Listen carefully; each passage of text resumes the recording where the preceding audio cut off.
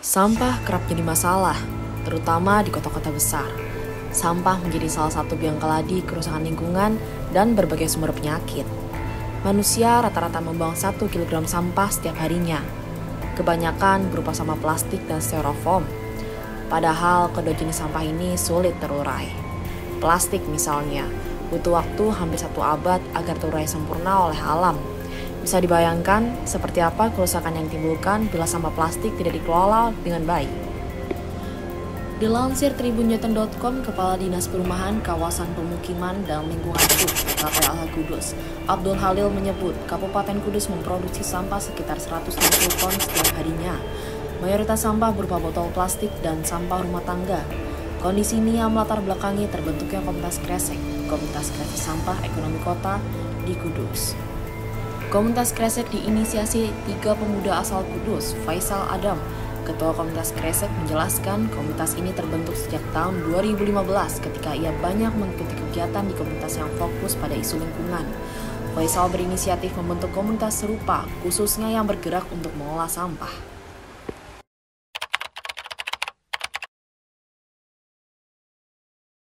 Kalau idenya sih dari rasa keprihatinan saya dan teman-teman atas permasalahan sampah. Jadi dulu kita lihat banyak orang tuh dengan mudahnya itu tuh buang sampah sembarangan. Nah dari situlah kita merasa terpanggil untuk membuat suatu komunitas yang peduli terhadap lingkungan, seperti itu. Komunitas ini awalnya dikelola Faisal Adam dan teman sekolahnya. Setelah berjalan selama setahun, Komunitas Kresek baru merekrut relawan.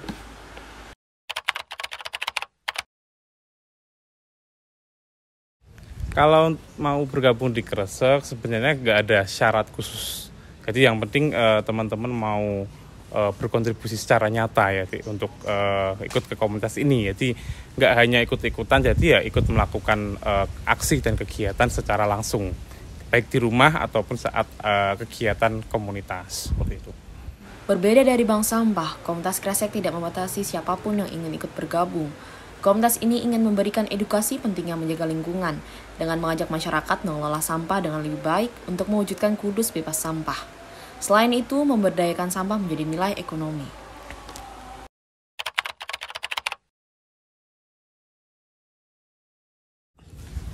Ya tujuannya ya yang pertama adalah untuk mengedukasi masyarakat tentunya untuk mengurangi penggunaan sampah.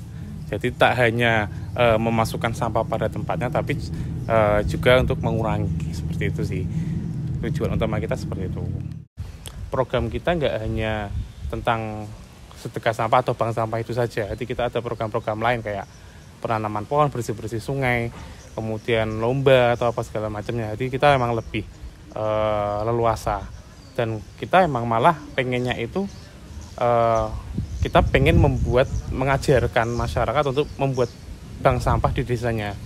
Jadi kita menjadi mengajarkan mereka untuk membuat bank sampah di desa yang belum ada bank sampahnya. Jadi gitu. Jadi setelah bank sampahnya terbentuk, ya kita keluar. Yang meneruskan adalah desanya. Berbeda dari bank sampah, Komunitas Kresek tidak membatasi siapapun yang ingin ikut bergabung. Komunitas ini ingin memberikan edukasi pentingnya menjaga lingkungan dengan mengajak masyarakat mengelola sampah dengan lebih baik untuk mewujudkan Kudus bebas sampah. Selain itu, memberdayakan sampah menjadi nilai ekonomi.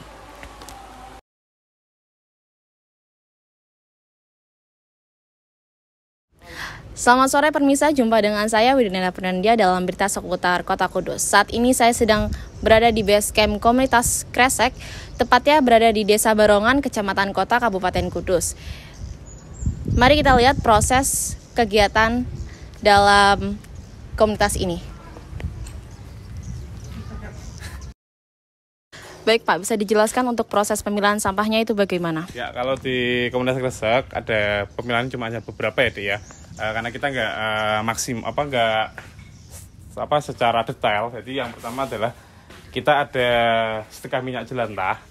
Jadi kita mengajak masyarakat untuk mengumpulkan minyak jelantah. Jadi minyak jelantah kita kumpulkan, kemudian kita jual untuk dibuat biodiesel. Nah, kemudian untuk sampah anorganik lainnya kita hanya terdiri dari 4 ini aja ya. Marga, kardus, gelas plastik, sama botol plastik. Kalau marga itu jenis-jenis kertas yang kayak bungkus susu yang tipis. Kalau kardus itu yang tebal, yang gede-gede kayak gitu. Kemudian gelas plastik sama botol plastik. Kenapa kita pisah seperti ini? Karena kalau dijual itu harganya berbeda. Jadi antara kardus sama marga itu harganya berbeda. Tapi kalau kamu ngumpulin sampah masih kecampur-campur, itu nanti harganya pasti dijadiin harga sampah campur. Seperti itu.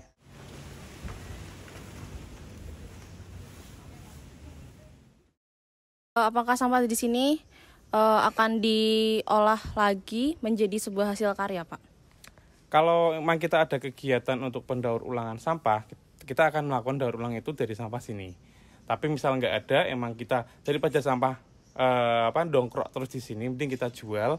Uang hasil dari penjualan itu kita gunakan untuk kegiatan-kegiatan kresek seperti itu. Jadi kita nggak membiarkan sampah itu mengendap di sini terlalu lama, karena juga nanti jadi masalah lagi kan, jadi penyakit segala macam seperti itu sih.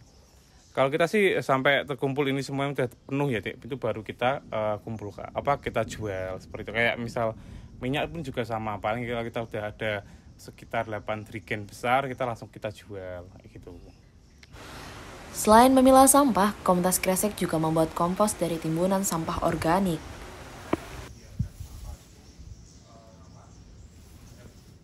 Faisal Adam mengakui selama ini komunitas Kresek masih menghadapi sejumlah kendala.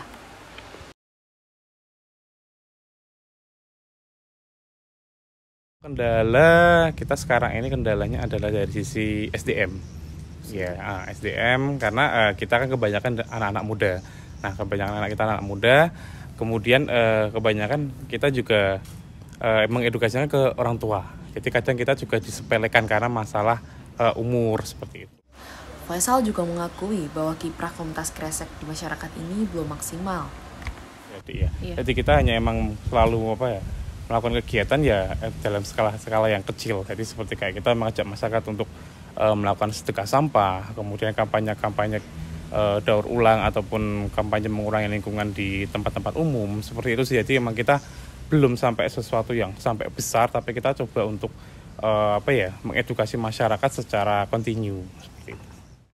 Wididana Putrandia dan segenap kru yang bertugas pamit undur diri. Terima kasih, selamat siang dan sampai jumpa.